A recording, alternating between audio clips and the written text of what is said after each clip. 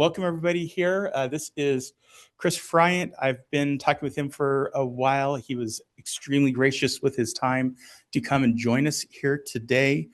I've been following him on X for several months now. He was one of the people that created or helped create the Coca-Cola Christmas commercial, which then had a lot of fun controversy, and it's kind of been interesting to see the dichotomy over on X because, let's face it, everybody likes to argue over there. It's really interesting to see the dichotomy of the people over there and see the different views that people have. Me, I'm definitely on the pro AI side, as is Chris here. But, the thing that Chris has over most other people is that he's got a lot of industry experience to back him up. He's not into AI just because it's, he doesn't know what he's doing. He's doing it because it is the latest tool. And I think that really sets him apart in this conversation because he's got the skills and the knowledge to do things the way that they've been done forever, but he also recognizes the new tool. And just to let you know, Chris, I've got a couple of people from industry here, Noah Riley, Paul Wilch. They are locals here. Noah's got a similar background in that he used to be a designer, saw AI and started his own business doing that. I've got another professor, Dan Rush, here, and a former student as well that are in attendance along with the students. So just to give you a little bit of background there. So did you want me to fire off that video? Yeah, that'd be wonderful. Just let me know when it's done because I can hear it, but I won't be able to see. Yeah. Today, now more than ever, the government, your government, is working for you. We may get things wrong from time to time, but we are just people.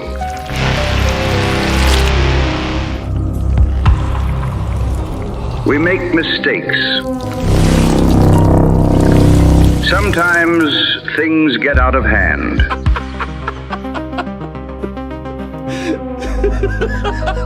But let us move on. Let us do more for you.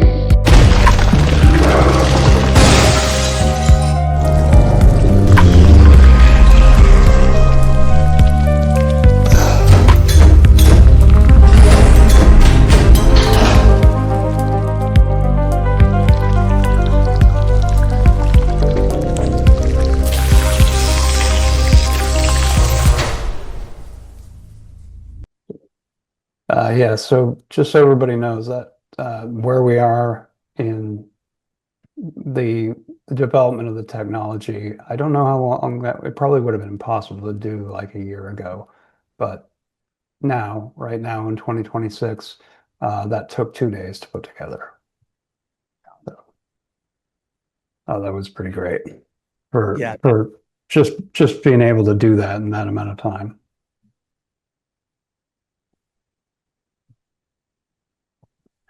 So I've got a question of what editor were you using or what model? The model is CDance 2.0, and it was edited together with Premiere. I had an editor on the project that was helping me with that, but I'm more into After Effects. But yeah, she's great at what she does. So awesome. So do you want to just kind of talk a little bit about kind of how you got here, like where you see AI going with AI with the artist side of things, since that would be that'd be an area they'll speak to large number of students here.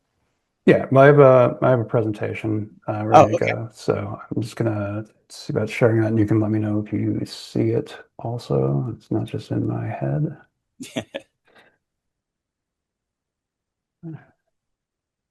Move this over. Okay, let me try to share this.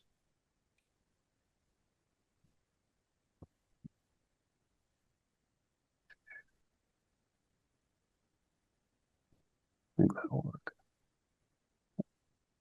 Okay.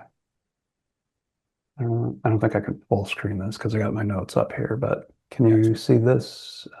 Wait, I have to hit share. Okay. It is showing. I'll start with the black screen. There we go. Okay. It's fine now. I'll get this. I got this like little toolbar. I need to get this out of my way. If I can, won't let me. Yeah, okay. That'll let me. All right, cool. All right.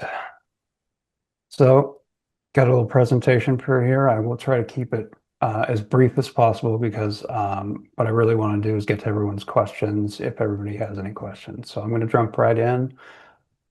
This is Working in AI Video. Who am I? My name is Christopher Fryant. I have been a 2D, 3D digital artist for 27 years. I have a background in marketing, mostly on software and websites for supporting marketing. In the past, I have done video production, but not in the same way that I'm doing it today for the last 2 years. Um, been working with major studios for more or less 2 years. It's almost 2 years. So some of my recent clients include the Black Eyed Peas World Tour, stage visuals for that, the Coca-Cola Christmas ad, AMD, they had a keynote and we were the first that was in the background and they had a full presentation for CES. So they opened with that. And many others. There's a few down here. More there is more than this, but I can only talk about the stuff that's already out there in public. So, what does the work look like? 90% of the my work involves live action shoots. This is was the set done. I think this is the Warner Brothers studio, and they set up. We did 12 ad spots for this, and we did backgrounds for all of them. These are my backgrounds right here on the bottom right. I don't know if you guys can see my cursor, but bottom right is those are all mine. So we work with we work with creative directors, we work with film directors on establishing a look for the entire spot. We generate character sheets if a person doesn't exist, and usually they do, but if they don't exist, usually it's for like caricatures and like non-human characters. We create a character sheet for that kind of thing. We do tests to prove out that an AI can do whatever it is that the director wants it to do. And then we work with storyboard artists. They actually put pencil to paper. They sketch out every scene. The scene in the bottom right is a good example. This existed as a sketch, and it looked exactly like this as far as sketches go. Like it was very detailed.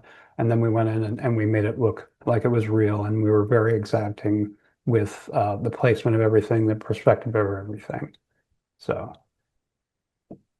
And once we have those images together, if it makes sense for them to be animated, most of them are animated. We go and we do that. If there's vegetation or something going on in those backgrounds, we animate. If there's water, that's animated. Yeah. Performance capture. So this is coming up more and more often. Is they want a live actor or actress to go in and act out a scene, sometimes with the camera moving, sometimes not. And then we go in, we make a full-on character sheet and fully replace that character in the scene, or sometimes we recreate the background as well. So while it is a process now for AI, it is 100% possible to do a full AI pipeline with live actors and get performance capture and get it to be perfect with a lot of work, but it is possible. And then, once we have our animations together, once we have our acting together, we refine and refine and refine. So the refining process for everything that we do, all the images, all the animations, is about 90% of our work. It's just constant refining. We get direction from creative directors, we get it from the film directors, we get it from the client, we get it from the agency. It's like just a long line of that, and usually it goes pretty smoothly. But sometimes there's some back and forth. But yeah, that's like 90% of the work. So current state of the industry, there are massive opportunities. Qualified AI artists are needed. There's like I'm constantly hit up every day for new projects all the time, and I have to constantly say no. So there's there's a real deficit for people who know what they're doing and can handle all the models and actually know what they're doing. So top talent, people like me make at least 6 figures plus. That it may actually be the low end, but yeah, that's where we're at right now. So what you need to get started if you want to get hired. My notes here. You need skills outside of AI. You need Photoshop, After Effects, Premiere Pro. These are essential for getting hired by agencies long term. The people who do AI only and that's all they do and they don't have any background in anything, they don't really last long and they're dime a dozen. So I mean, if that is you, now is the time to really dig in and get skills to back up these things because they're not perfect. And sometimes the easiest thing you can do is just jump into Photoshop and make edits, or if you know how to airbrush or actually uh, create new things in Photoshop, that is a skill that will get you hired very quickly. So you also need in-depth knowledge on all the top models, all the video models, all the motion capture models, lip sync models, audio, all that kind of stuff. You need to know what they're capable of doing, and you need to know what they will have an issue with, so that you can, if somebody suggests something, if director wants to do a certain thing and it's not possible, you need to also be able to come in and say like, well, maybe we can do this workaround. And that's a lot of what I do is like I come in and just come up with a new novel workflow to make what they have work without just saying no, because at the end of the day, it usually needs to get done. Yeah. And you need to be obsessed with it. I think that's to really survive this industry and to thrive in this industry, you really need to be severely interested in AI. And outside of just work. If you're not like constantly looking for the latest news, if you don't want to use it for your own projects and get into it, I don't think you'll have a good time in the industry if you're just doing it for work. And I think it's kind of competitive. Um, so just be aware of that. So spinning up, if you're starting from nothing, I believe Kevin mentioned that some of you are concerned about, you're low on money. So what can you do to, because these models are expensive. So my advice is get a free pick subscription. It's $40 a month, but it is unlimited. You can use it for Nano Banana Pro. It's the best the image model out there. It's the best image edit model out there. And it's basically the only one I use from day to day. So I would say this is a good deal because you can just keep using it. You can keep practicing. You don't have to worry about your credits running out, and you can get good at it and have fun with it, make memes with it also on the side if you want to. Yeah, Super Grok is a good option. It's not unlimited, but it's close to unlimited. And this works as a video model, so you can take your stills from FreePic from Nano Banana Pro and plug them into Grok Imagine. It's a good workflow. And I've never had my credits actually run out with this one, so it's another good option. Anything else that you're looking at, you'd be looking at spending hundreds of dollars, and obviously that's not an option for most of you. It's usually not an option for me either.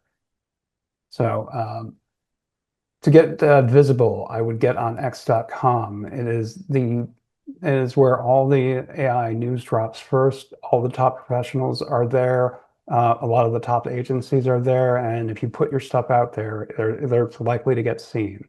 So that is the best thing you can do. Get on there. Any experiments that you make, anything that you try to do, just put it out there. Say what you created with it, tag those people, like if it's like made with if it's made with Grok or it's made with Kling or Runway or anything like that, tag those people in the post, say how you made it, get into it, and interact with the other people. Don't just go in there and drop your content because usually the way that I've found new opportunities is by just word of mouth. There's like there's like an embedded industry going on there that's like video production. So you also want to go to other platforms that'd be and drop your same content. So that would be That would be Instagram, LinkedIn, TikTok, all those kind of platforms. You might have actual luck there. What I usually do is I just take whatever I do in X and then I copy it over, um, and I just kind of leave there because I haven't had the same headway that I've had with on X. But you might get lucky, or that it might work better for you, or you might already have a following. I don't know. So once you're there, once you have that content on there, take advantage of every Creative Partners program out there, and that's what that is free credits for you for all the top models or video models. Some of them are unlimited, so you can really create projects with them without being under the knife or running out of credits or whatever. And you're working with the best models out there. So I left a link with Kevin to there's a list of links for every creative program out there that I'm aware of. So check those out. I would apply early and just keep applying every month or so as you get more and more content on your timelines. Create a website with your best and with your newest demo reel, your best work, most exciting stuff. Also, it's really important to put in your most experimental stuff. If you're capable of doing stuff that no one else is able to do in the platforms, you want to put that front and center. And it needs to be like the first thing that an agency looks at when they look at your website. So you probably just fill up the page with that demo reel. It's the best option you have. They don't really have time to be looking for links or going to 5 different YouTube videos. You might have to spend, if you don't have the money for that, you might have to just be on YouTube and send out your demo reel that way. But I would get a website as soon as you're able to do that. So there's my socials, and I'm just going to open it up for questions. Thank you very much. I did share on the other screen, we have two screens here. On the other screen, I shared the post that you did on X with all of that stuff. So good. You have that. So here we go. Here's the first question. Let me run over there.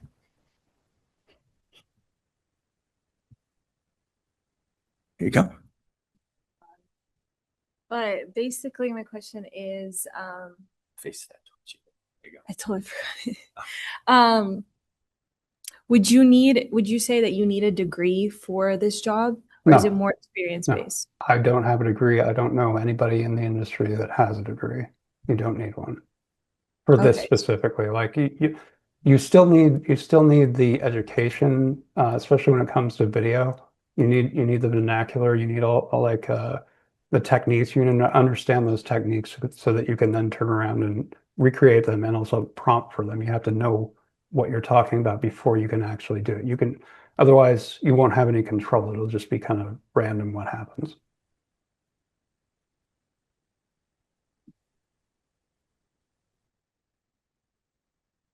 Thank you, Chris. Yeah, that was awesome. So my question is about if I know it's early in the game, but are you seeing any changes in the expectations of your clientele based on AI capabilities? Like they think that it's a lot easier or that it should be cheaper, or it kind of like, I'm wondering if it's affecting your expectations for timelines, how much you can quote for a project, things like that. Well, I've worked with agencies, and one of the great things about that is they are the ones that manage expectations, but they still come out of the gate with like making sure the clients are aware of like there are a lot of limitations. Sometimes we don't even know what those limitations are because we haven't tried a specific thing before. But yeah, companies are asking for more and more, and that's usually fine because we want to give them whatever they're asking for, and we usually just try to find a way to do it. It's very rare that they ask for something that we don't pull off. Well, here comes another question. Hello, my name is Zane. I had a question on, I guess, when you are working on video generation, is there any specific prompting techniques or tricks you use? Yes. Yes. Well, you'll see a lot of tips out there, and one thing you'll probably see is something called JSON prompting, which is basically like using code to prompt. Don't do that. That is a waste of time. It's also you have like something of a context window involved in when you type something out, every letter actually matters quite a bit because sometimes the end, if you write like paragraph and paragraph and paragraph, sometimes the end will get cut off and you don't know exactly where that point is. This is why um, people will tell you to front load your prompt with, if you're having issues, like whatever it is that's not happening, stick that at the top. Even if you have like a big instruction sheet, like sometimes you have to do that. My best advice is to be as minimal as you possibly can and only get more in depth if you're not getting what you're after. That would be my best advice for that kind of thing. You can use LLMs to kind of prompt for you, but um, in my experience, like it wastes a lot, and a lot of times you have to end up like rewriting it anyway. And it really depends on the situation. Like if you're taking a script and then plugging that in, and that has to be the prompt. Sometimes that can be faster to just plug it in and say, like, just give me this one scene as a text to video prompt with a starting image.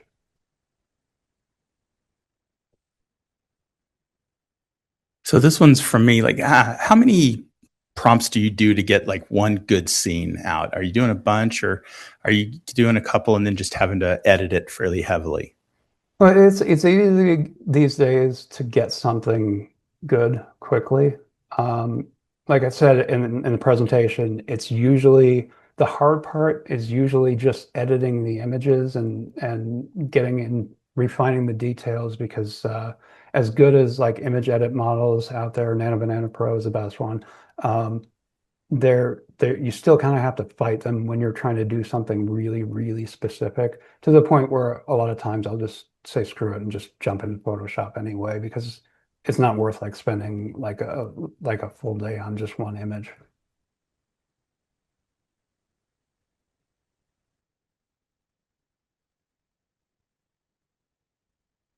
Yeah, my question is, so you were someone who was an artist like long before AI even came around. Yeah. So when you first like found out about AI and like this video generation stuff, did you ever have like a negative view on it? And like if so, what changed it? And if not, why have you never like thought negatively about it, I guess? Well, I started 27 years ago, so uh, my first tools were Photoshop, and I went from Photoshop to photography. I was working with Photoshop and I was using stock photography to do my art. And it was very exciting back then because, I never touched anything that could, kind of do that thing. But it was constantly requiring me to make like it's requiring me to not go with my original vision because I didn't have the ability to, actually, like I'm using stock images, I'm piecing things together. So it wasn't 100% my vision. It was as close as I could get to it. So every new technology that I've tried or that has come out since then has been very, very exciting for me because I feel like for me, that's the dream is like eventually we get to the place where none of this prompting or anything actually happens. It's all just coming from like a something that sticks on the back of your brain, pulls from your visual cortex. You imagine something, and that is exactly what happens. So when I first saw it, I was very, very excited. And I mean, I guess I was a little disappointed at first when it first came out in like Midjourney V1 because it was exciting, but there was all kinds of problems. The classic problems with the fingers. But I actually had the skills to go in and fix all that kind of stuff in Photoshop. I can draw. I can paint realistically with digital painting. So was able to fix anything that was wrong, but it was still a little disappointing because it was like, I was ready for this to be like exactly what I imagined, and no compromises whatsoever. That's what really drew me to the idea. But it's not quite there. It's still not quite there yet, but I think we're very close now. So out of curiosity, when you were first, or when you were watching all this stuff develop further and further, it was really exciting when it first came out. Do you have any memories of like that first time when you were like, holy crap, like it just worked? Beyond, like beyond just it's cool new technology, but hey, this actually generates something I really wanted it to generate. Do you have any memory of like when that happened? Yeah, I'd say that first happened with when Midjourney V5 came out, and it was because I think it was like V1, V4, like V4.1 or something like that. It still all looked like digital art, which is fine if you're going for like a stylized thing, like a realistic digital painting kind of thing. But it's meant to be stylized.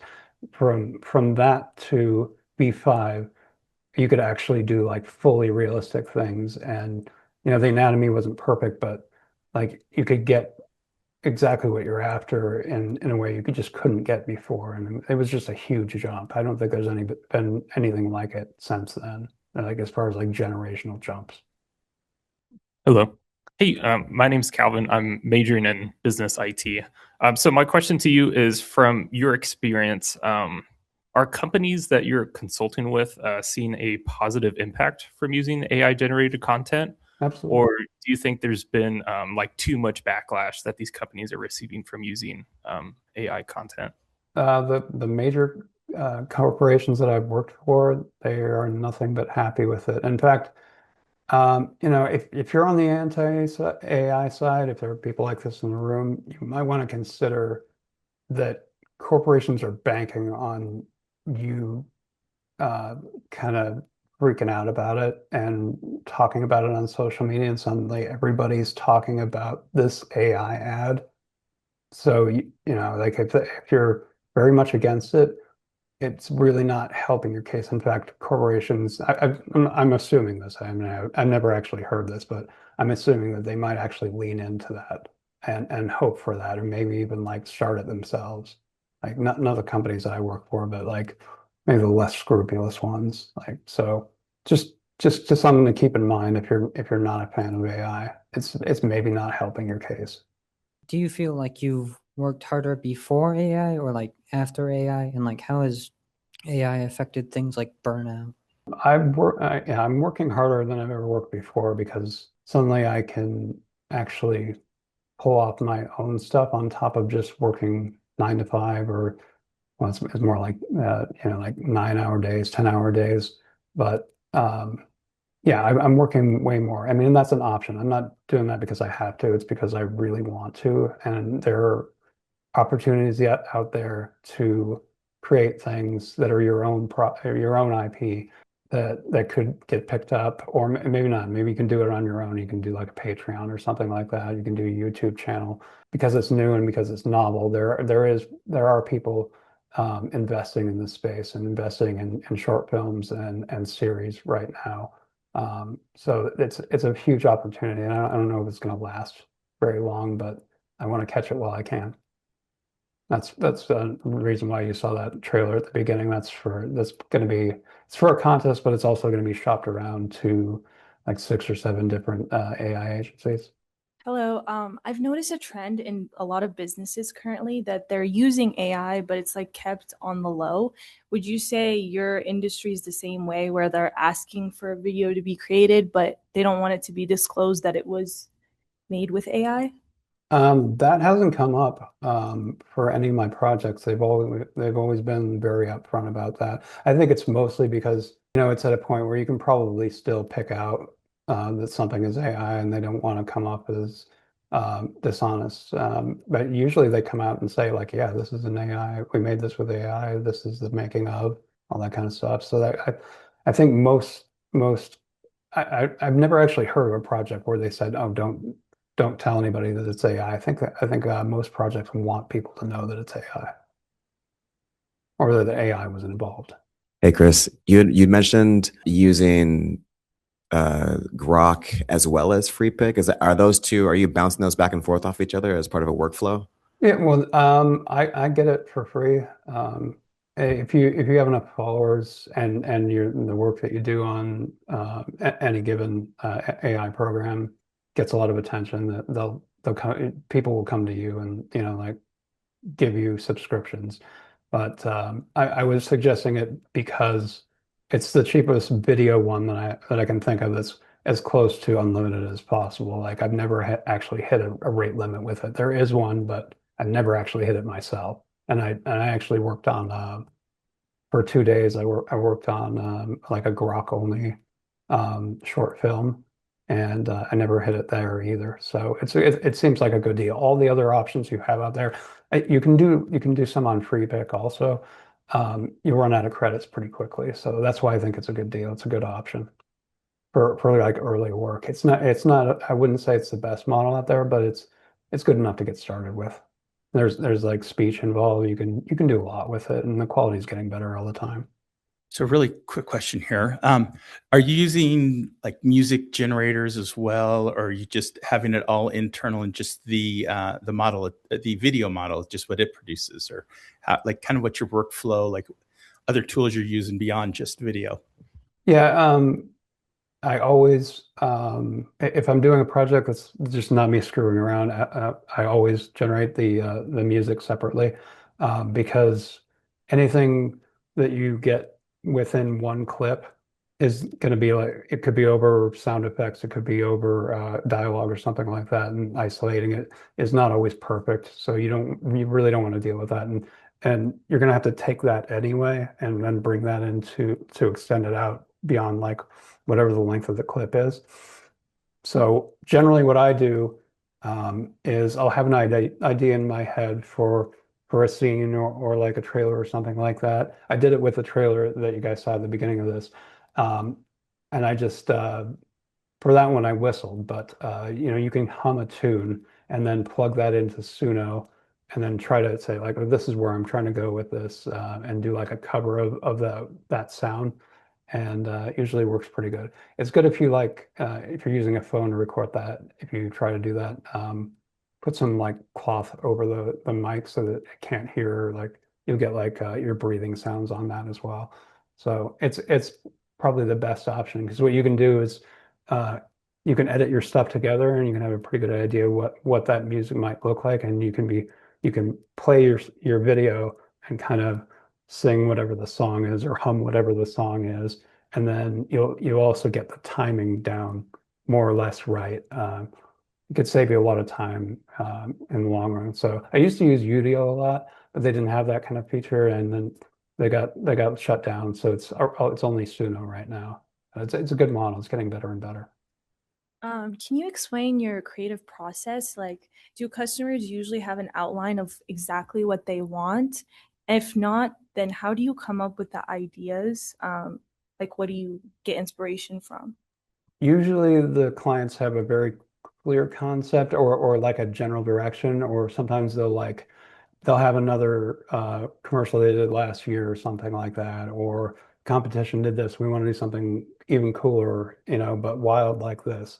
And then it's not me doing the actual pitching, it's the directors. They'll come up with the concept along with the creative director. They'll set like an early look, which I mean, if you looked at them side by side, the finished product and the pitch, um, you would see obvious similarities. We're usually like when if something gets greenlit, it's usually you can tell the difference, but it's going to be like much more refined. But it's a quick fire. You could like throw it together in like a day or two, just to give them an idea of what it might look like. And then later on, they get the real like style frames, like images that kind of define what the rest of the ad spot or music video or whatever is going to look like. Hey, I appreciate your time. So obviously this technology has come very, very far, very, very quickly. Um, how much room for growth do you believe there still is for one, this technology to keep improving, and two, for the overall demand for this kind of content? Demand is up in the air. I don't really know. I think the demand is really coming right now. It's coming from companies that want ads that are like wild and they don't have the budget for them, or like music video artists like that. People want to make their own. They want to make their own music videos or their own content. But I think that's where most of the demand is coming from. Sorry, what was the rest of the question? Like, because seeing how far this technology has come in the last 3 years, like how much better can you see it still improving? There are plenty of ways. And I think if anybody's been paying attention to the news, if you saw the kind of freak out that happened with CDance 2.0, there's a reason why that happens, because before that, it was very difficult to, it wasn't impossible, like, but it took a lot more work to get something that looked kind of Hollywood level, even though it's kind of low resolution. Um, but with that, like, it made it very apparent that it was like at that level and you could do it quickly. That's if I had done that trailer that you saw at the beginning without that newest tool, that brand new tool, it would have taken me like a week or something like that, because I'd have to piece together every single clip, get all that stuff together, and then every individual thing would have taken a lot longer to like take the pieces and meld them together. That used to be like a big part of the process, but now that's just completely gone. So that was the latest development, but I think there's going to be more and more like that. It's going to be higher quality. I've heard rumors of like native 4K resolution just coming straight out of the video model, which is just wild. I'm not sure if that's true, but we'll find out. So there is definitely room to grow. And one of the things I mentioned before, performance capture. Like if you want to take yourself and act something out, it's not just your face, it's also your hands and your full body. If you want to do that, you can create your own character, create a sketch or something like that. Those models are good if you never move the camera, but anything where it's like a complex shot, you got like a tracking shot, or you want to like maybe swing the camera away from you and then back to you, or something kind of complex like that. Not possible today unless you have like a compositor to like piece all those things together, or you're a compositor yourself. So with straight AI, it's not something that you can do right now. So there's plenty of opportunities for that kind of thing, and I think it'll get better and better as time goes on. Oh, and and one other thing, video image editing. That's a big part of what I do. That's like 80% of what I do is just editing images, and sometimes I do it manually, sometimes I do it with AI, mostly with AI. And there are certain things that like subtle adjustments that are really difficult to do.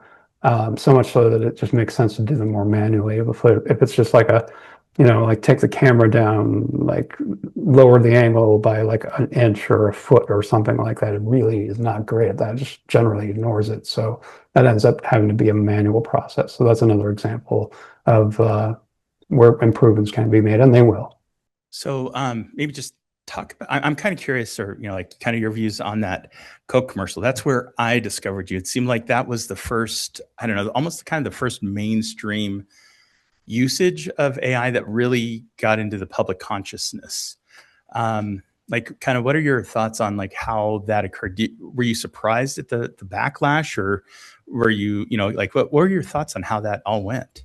No, not surprised at the backlash. They did another one, which I was not involved in, the year before, um, and they got similar backlash, like not as much, but we spent a lot of time on that, making that ad, making it as good as possible, because we knew it was going to be torn apart. But I think it's another one of those things, like I mentioned earlier, where the backlash actually gave it more attention than maybe it would have gotten otherwise. It was already on all over the world on television ads, but it was suddenly online everywhere also for that exact reason. And I got a lot of requests um, for interviews that I declined, because I believe that they were just going to lean into the controversy and not just ask normal questions. I wasn't really interested in fighting someone over Zoom or whatever.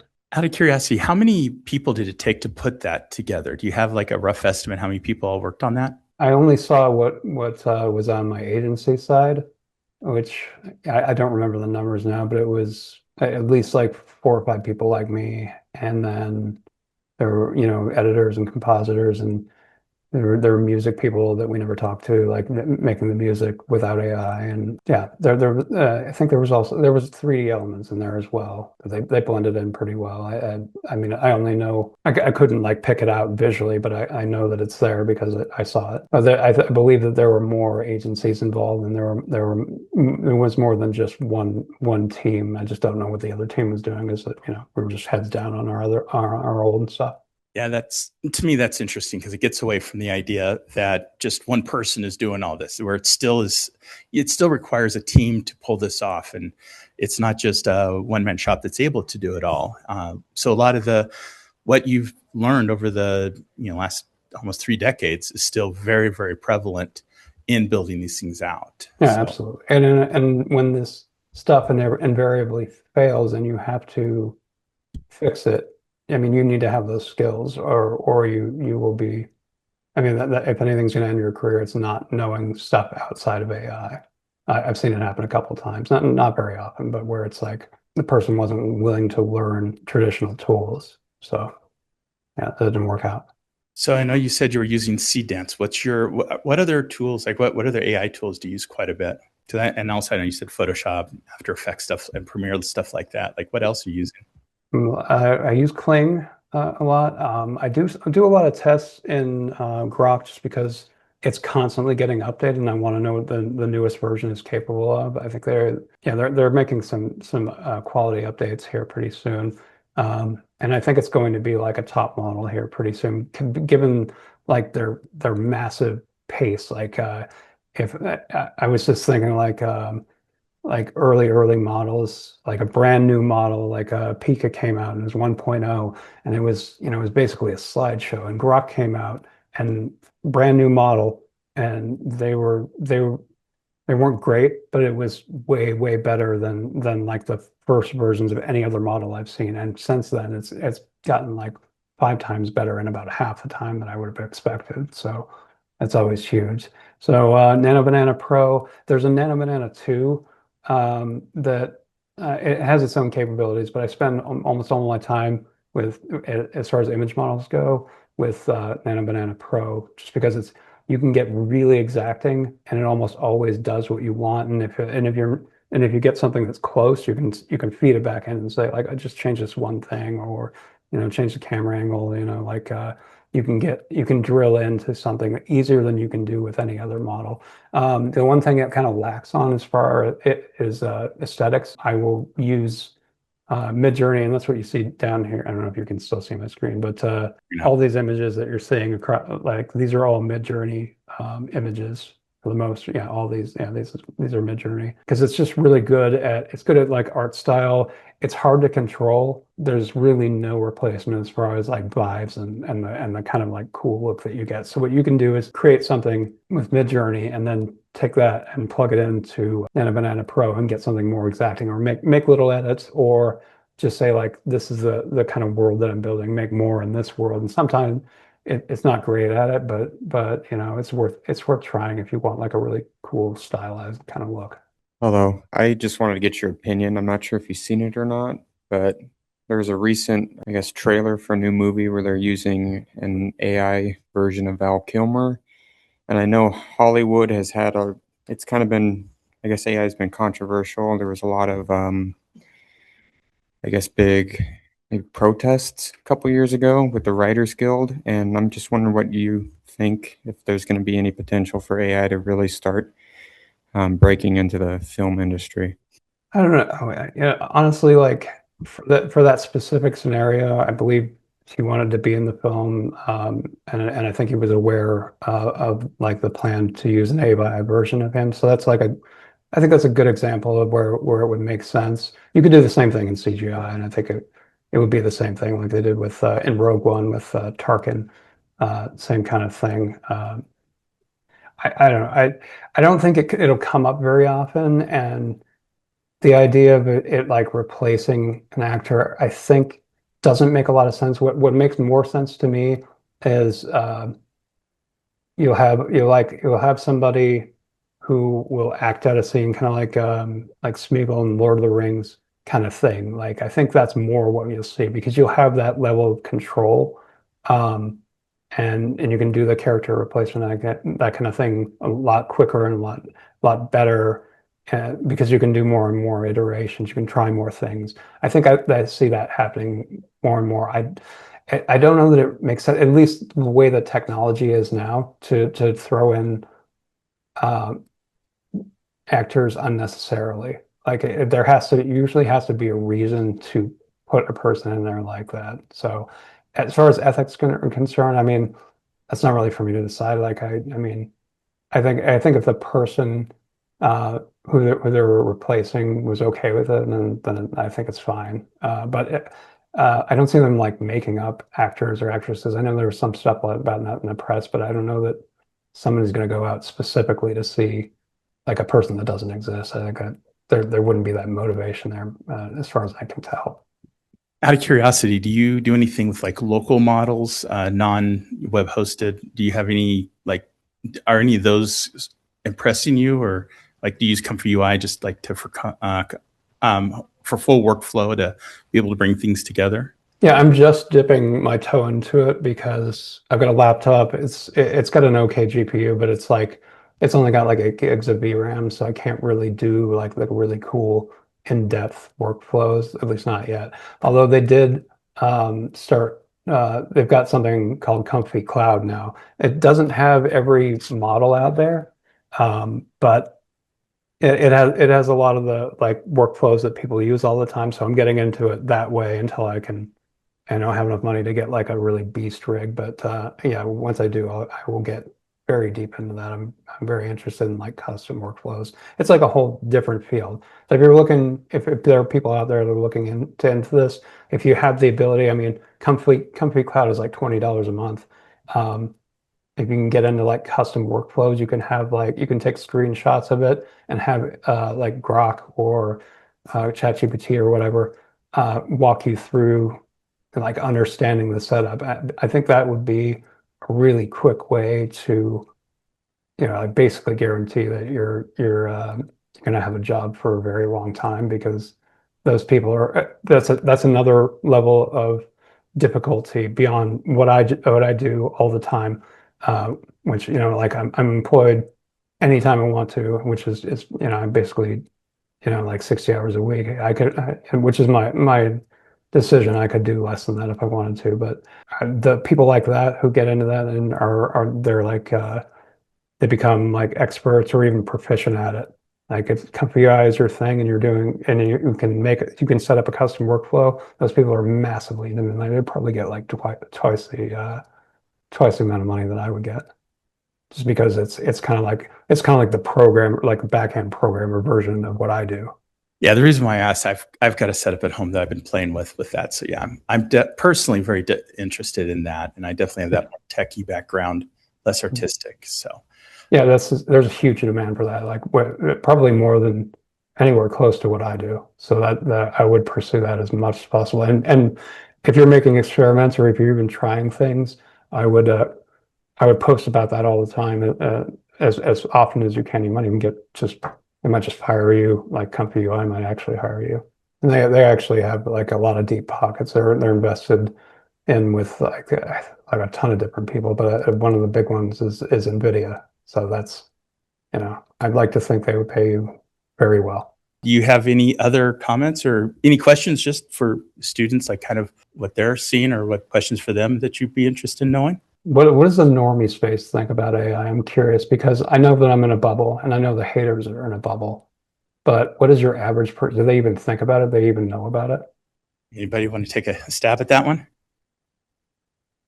And do they care, like one way or the other? If this movie was made with AI effects versus VFX, do they even care about that? I'm curious. Hi. My only question is, I think, especially with us college kids, I'm about to graduate. I think one of the things that I talked about with you actually was the core of public opinion. I know that these controversies come from like certain fears about job loss, with the volatile job market that we're in, and just like overall, just because you said yourself that this is probably a bubble. Is the core of public opinion kind of driving what you are doing, and what these are these corporations worried about investing in something that the public might not want to spend money on or be very interested in. So I'm wondering if that affects your workflow and affects your outlook for the future. Most of their concerns when it comes to AI work is usually it has to do with live action actors and actresses. They want to make sure that anything we do is like we keep them out of it, that they're not going to be like trained on the models or anything like that. They don't want any kind of processes that's going to replace their face or anything like that accidentally. So we're very careful about that kind of thing. They're also very careful about which models they use. They don't want to use ones that are very clearly trained on IP unless they have like some kind of deal worked out with them. So I don't know if that answers your question. Yeah, I will admit I'm much in that same bubble. So I see the same things I think that you do. Well, we talk on X quite a bit, so interact on X. So yeah, I think we're very much in that same bubble. Yeah, my theory is that most people are either not aware or it's like, with CGI, it's just like whatever. It's like, is the movie good? And that's what I really care about. That's my assumption, but I could be wrong. I don't think anybody's anywhere near as excited about AI as I am. And as far as like your general people. Well, to answer your question, like speaking for the average person, I think a lot of people online I see, especially on TikTok, they're really against AI, but they're kind of like low-key hypocrites because we use it a lot for school or just like even our daily questions. I don't know.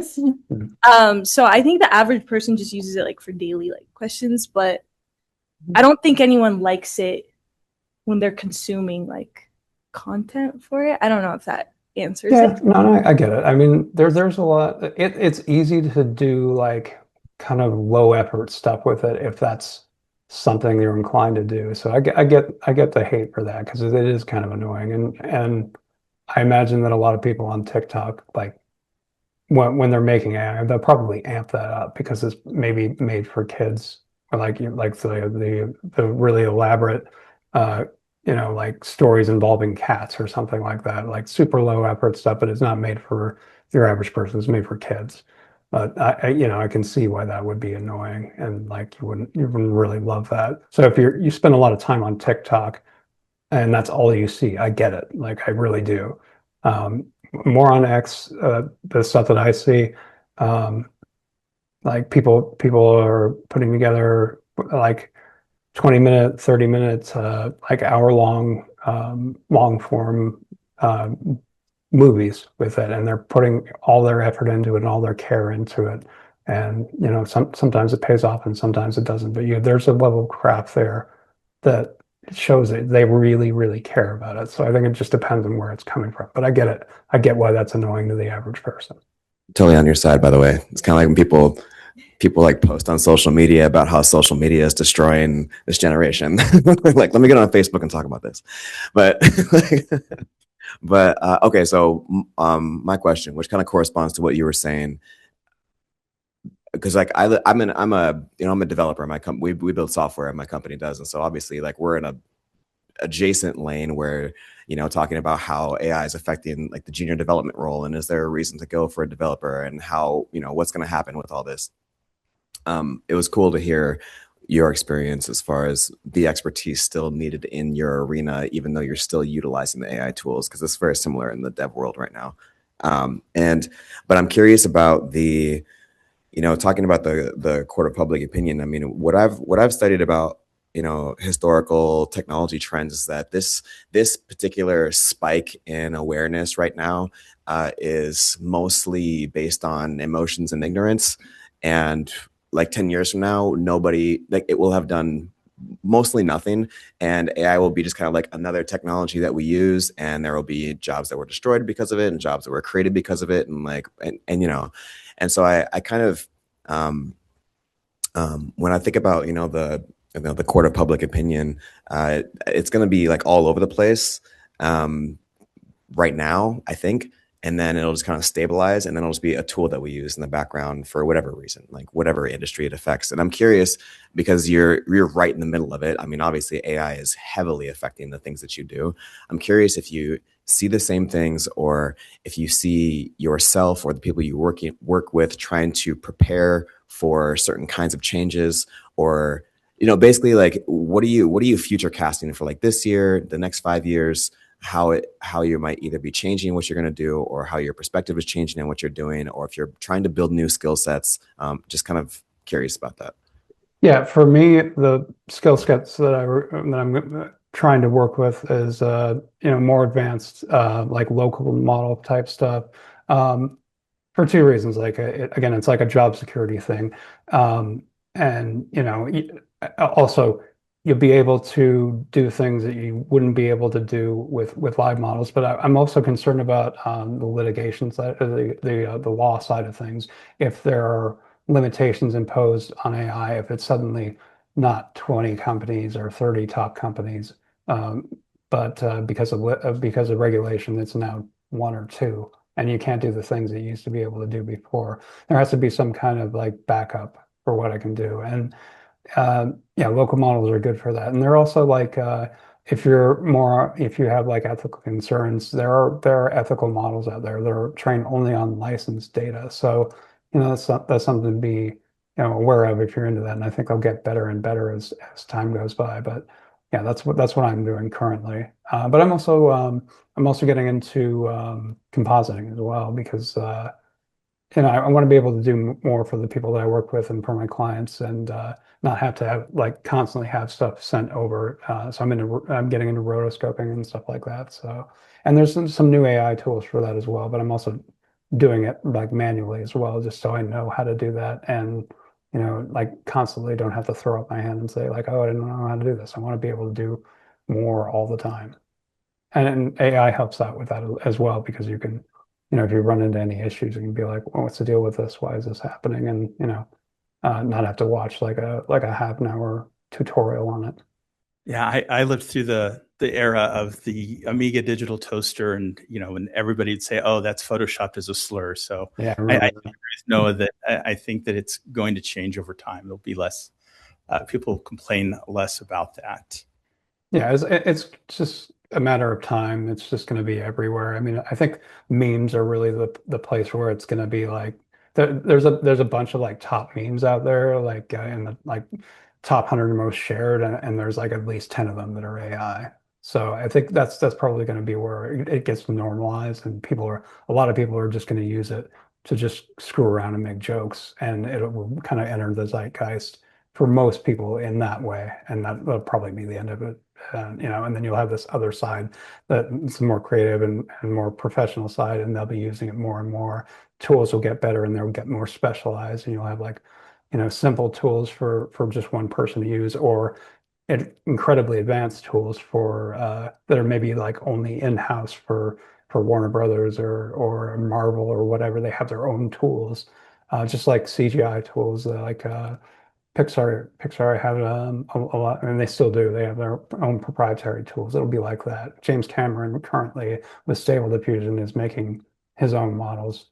As far as I know, they're not going to be public, but they're either going to be licensed to other studios or only in house. So it's going to be like Pixar for that kind of thing. They might license out the technology, but your average person is never going to be able to touch it. Hi again.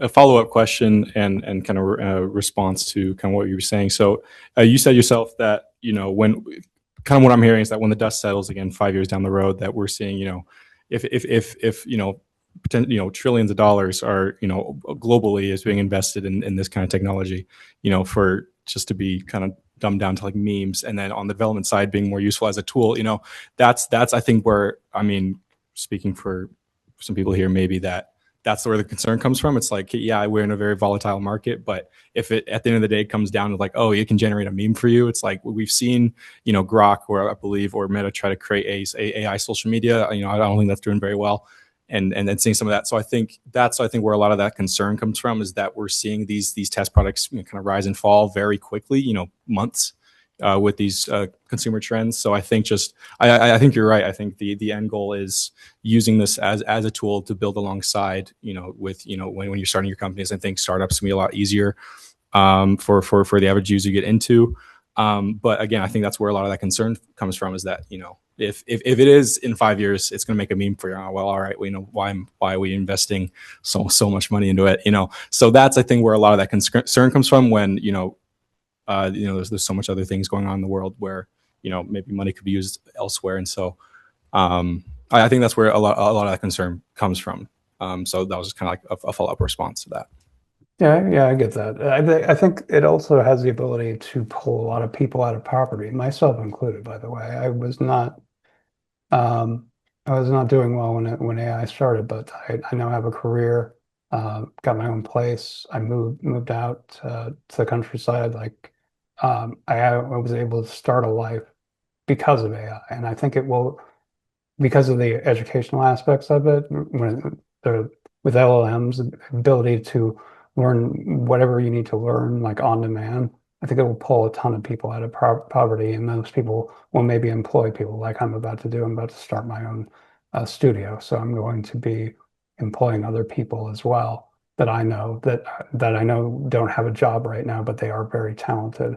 So I could see that going that way. That it is a volatile setup, but it seems like most people in the industry that I deal with are very excited about it and want to learn, want to use it.